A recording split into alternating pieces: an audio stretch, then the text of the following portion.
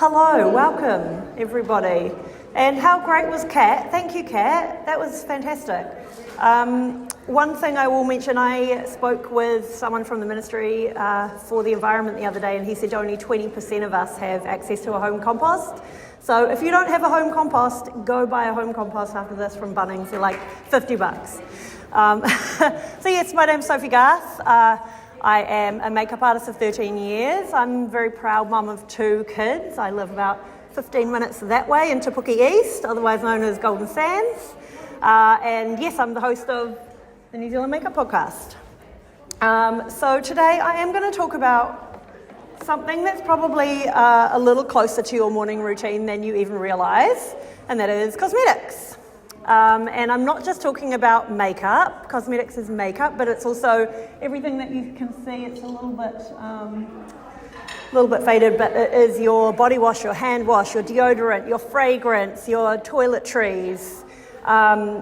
They're all under the cosmetics umbrella. So whether you're a full face of makeup kind of gal or you're just a wash and go type of person, you are contributing to the cosmetics industry. Last year, Kiwi spent $1.2 billion, that's billion with a B, on the cosmetics industry. So it's something that we all need to be aware of. It's your sunscreen, your deodorant, your shampoo. And all of these bottles and containers and tubes, they are all contributing to about 120 million units of plastic waste every year. Lovely, yes. So here in New Zealand, we recycle number 1, number 2, and number 5. So all our number 3s and 4s and 6s and 7s are all going to landfill. So yeah, of that 120 million units of plastic waste, only about 8 or 9% will actually be recycled. So at the moment, it's looking like in the next 2 years, for every 3 tons of fish in the ocean, we'll have 1 ton of plastic, which is terrifying, if I'm honest. But I mean, you guys already know this. A recent study done by the Ministry of Education? Ministry of the Environment found that 82% of you agree that reducing plastic waste is an important issue, which is amazing, because it is. It also found that for the most part, you guys are putting the right kind of plastics in your recycling bin, which is, again, great. However, every Kiwi sends 60 to 80 kilos of plastic to landfill every year. That we are one of the highest waste generators in the world. It's insanity. I think maybe what many of us don't realise is that, like I said, it's only the 1s and the 2s and the 5s that are being recycled. A lot of the products you get will have a recyclable symbol on it. That doesn't mean it's recyclable in New Zealand.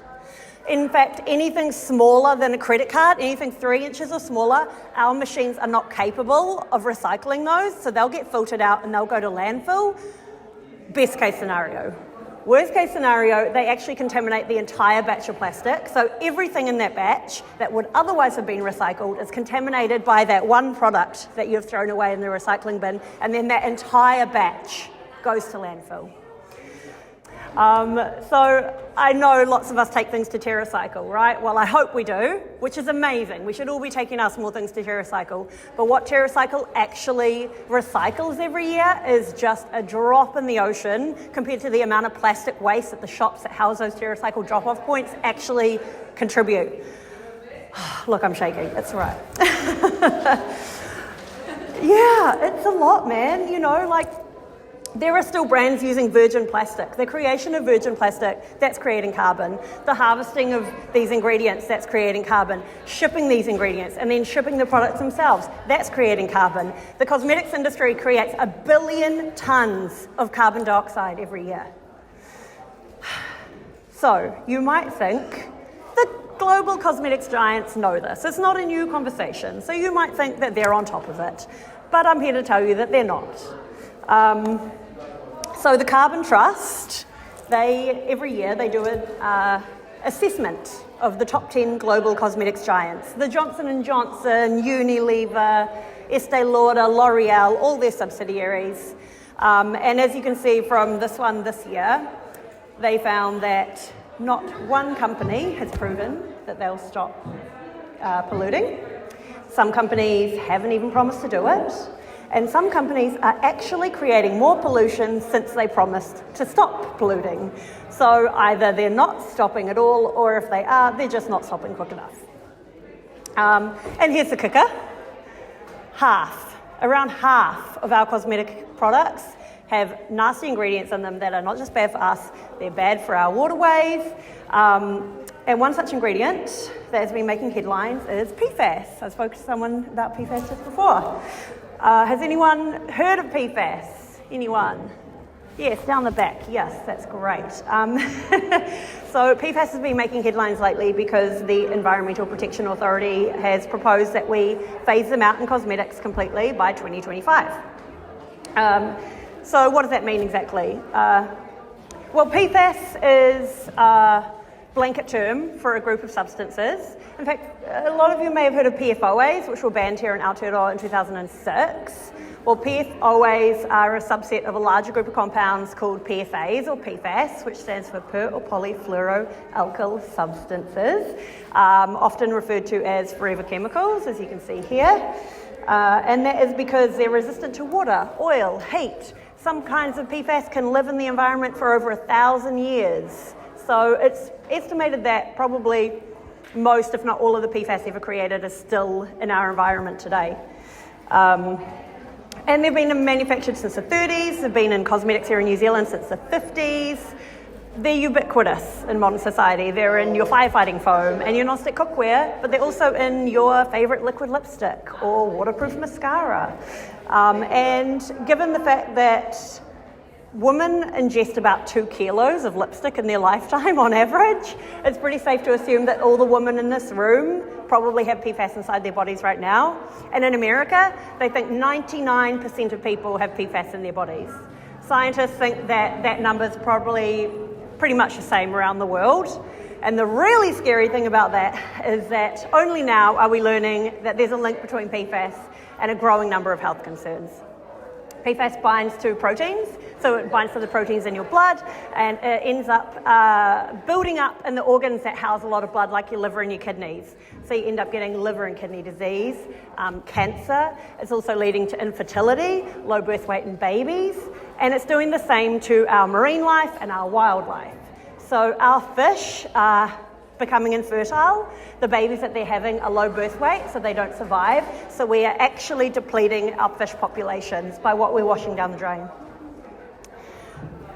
So how do you know if the cosmetic products you have at home have PFAS in them? The short answer is that you don't.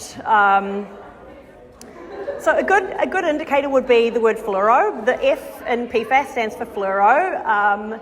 Oh look, why don't I show you this study? This study was done in America looking for PFAS in cosmetic products. So 52% of the products they tested had PFAS in them. As you can see here, do I have it on here? No. 82% of waterproof mascaras, 63% of foundations. So you could look for this word here, fluoro, in the ingredients list, but this test also found that 29 of the products they tested had more than 4 different kinds of PFAS in them, and of those 29 products, only 1 listed it on the ingredients list. So you can't really count on that. But that was in the US. What about here at home? Well, while we might not have any known PFAS manufacturing industry here in New Zealand, recent testing by the EPA found low levels of PFAS in 15 of our groundwater wells, which is not great, but worse is this here, that in Onehunga last year in October, the water treatment plant was shut down because the PFAS contaminants were above water drinking threshold. And this treatment plant has been closed down for almost a year now, and they're still not able to get rid of the PFAS. And that's another another problem with the product is that PFAS sticks onto the plastic. So even if you have a product that you could recycle the packaging, you won't be able to because the PFAS will cling onto the inside of that plastic. You won't be able to wash it out. So even if you recycle it, it is not going to be recycled. Sorry, I get very passionate, as you can see. Okay, so yes, we've got no PFAS manufacturing industry in New Zealand at the moment. So where is all this PFAS coming from in our water treatment placements? Well, Obviously historical use, because we did used to create it, and the other trail leads to imported products. Currently in New Zealand, 90% of the cosmetic products we use are imported. 90%. So, you know, we're importing products from all over the globe, but we don't realise that they're hiding some pretty nasty ingredients in them, because again, they're not on the label.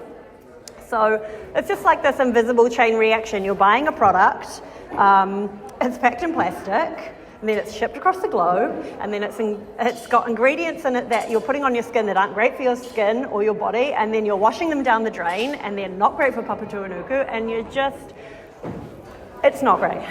But I'm not here to depress you. I think change starts with awareness, and now you're aware, and I'm going to give you a really easy solution to start addressing all of these problems. The chemicals, the carbon dioxide, the plastic, and it's super simple. Shop local.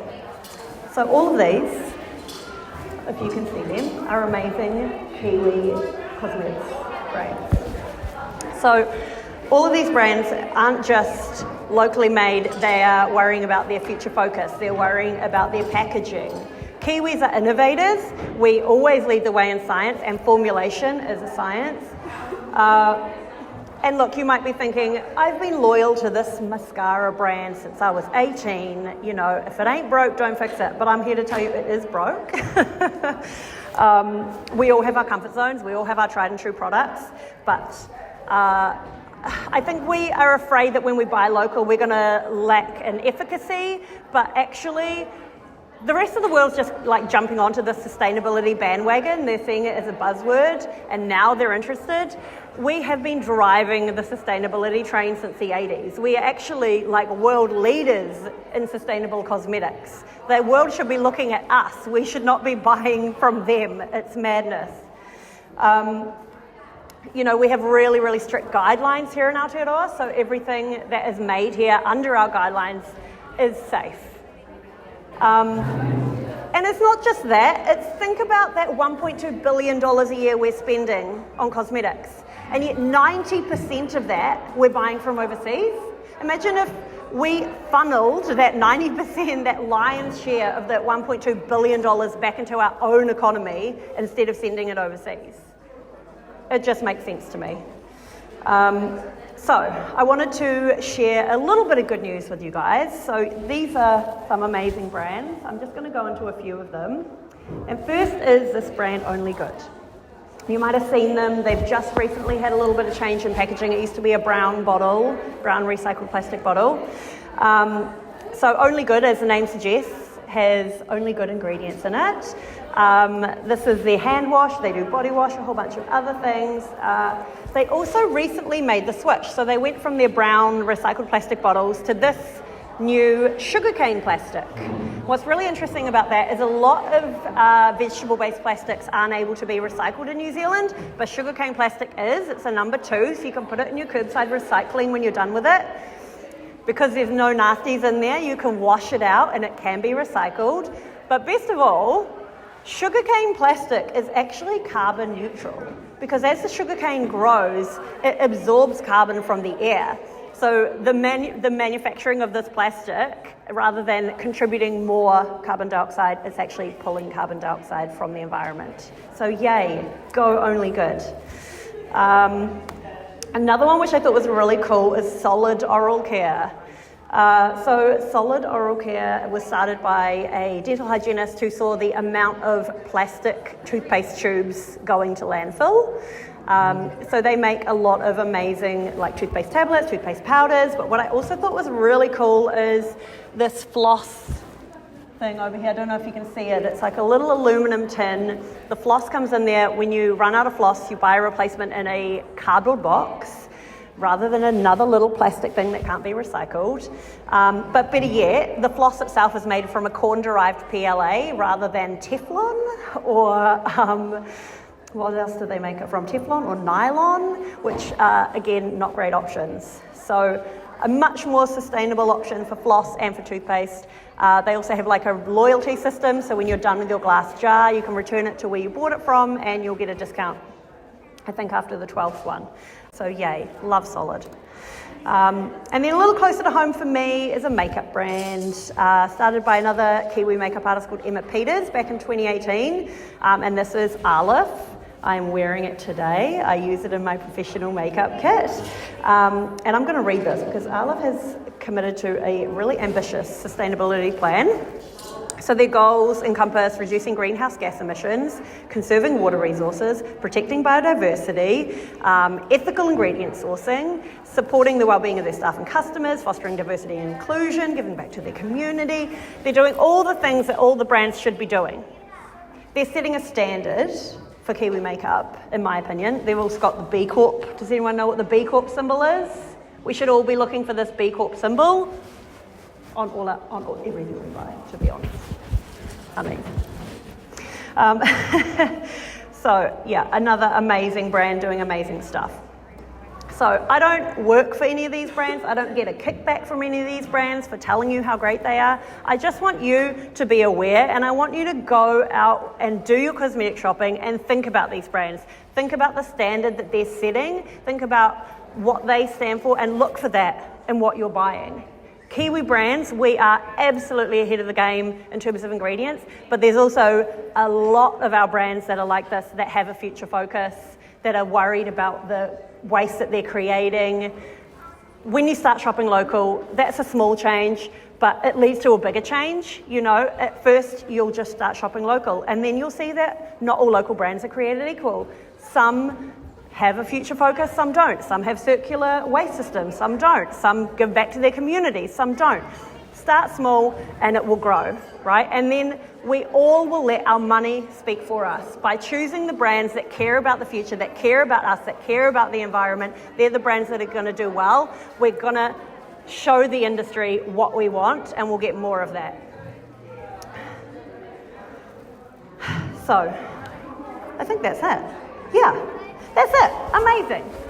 So I'll be wandering around. If you guys want to ask me about any of these brands, I've also bought like a little paper bag with some more cool brands. So come talk to me about cosmetics and makeup. And that's it.